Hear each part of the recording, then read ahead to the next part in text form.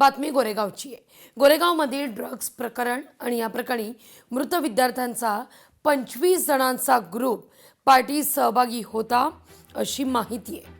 विद्यार्थ्यांनी ड्रग्ज कुरिअरच्या माध्यमातून मागवले होते।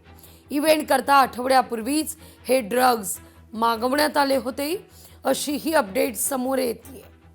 याशिवाय याआधी बीकेसी इथं ऑक्टोबरमध्ये झालेल्या एका इव्हेंटला सुद्धा अशाच प्रकारे कुरिअरनं ड्रग्ज मागून त्याचं सेवन केल्याची कबुली एका विद्यार्थ्यानं पोलिसांना दिली आहे अशी सूत्रांची माहिती आहे।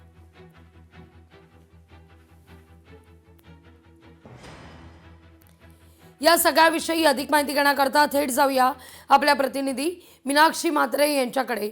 मीनाक्षी, जितकं खोल जावं या प्रकरणामध्ये तितकी नवनवीन माहिती ही समोर येताना दिसतेय आणि ही माहिती चिंता वाढवणारी आहे।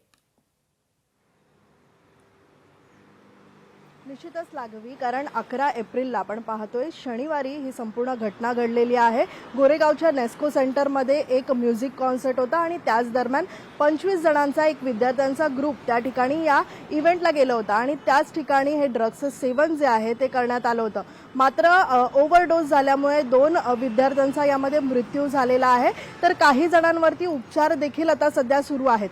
एक महत्त्वाची माहिती समोर येते ती म्हणजे उपचार घेत असलेली एक मुलगी आहे, तिचा जबाब आता वनराई पोलिसांनी नोंदवून घेतलेला आहे। तिच्या जबाबामध्ये तिने महत्त्वाची माहिती समोर आणलेली आहे, जेणेकरून याआधीही त्यांनी अशाच पद्धतीचं ड्रग्जचं सेवन केलं होतं आणि हे ड्रग्ज जे आहेत ते कुरिअरच्या माध्यमातून हे सगळेच विद्यार्थी जे आहेत ते मागवायचे। मात्र बीकेसीमध्ये देखील ऑक्टोबर महिन्यामध्ये अशाच पद्धतीचा एक इव्हेंट झाला होता आणि त्याच दरम्यान देखील त्यांनी कुरिअरच्या माध्यमातून ड्रग्ज मागवलं होतं।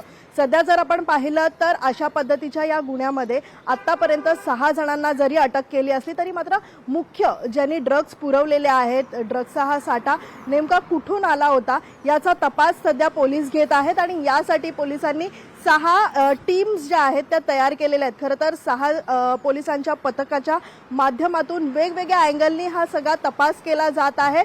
खरं तर 25 जणांचा ग्रुप होता। अद्यापही आपण पाहतोय की काही विद्यार्थी गंभीर आहेत, त्यांच्यावरती सध्या उपचार जरी सुरू असले तरी मात्र यामध्ये नेमके कोणाकोणाचा समावेश होता याचा देखील आता पोलीस शोध घेत आहेत। खरं तर 6 जणांना मुंबईसह कल्याण या सगळ्याच भागातून अटक केलेली आहे, पण मुख्य ज्याने हा संपूर्ण ड्रग्जचा साठा पुरवला होता तो नेमका कोण आहे याचा आता पोलीस लवकरच शोध घेताना आपल्याला पाहायला मिळतील। लागवी, अगदी मीनाक्षी, तुर्तास धन्यवाद तुम्ही दिलेल्या एकूणच सविस्तर माहिती करता। लोकशाही मराठी ऐका, पहा, जागरूक रहा।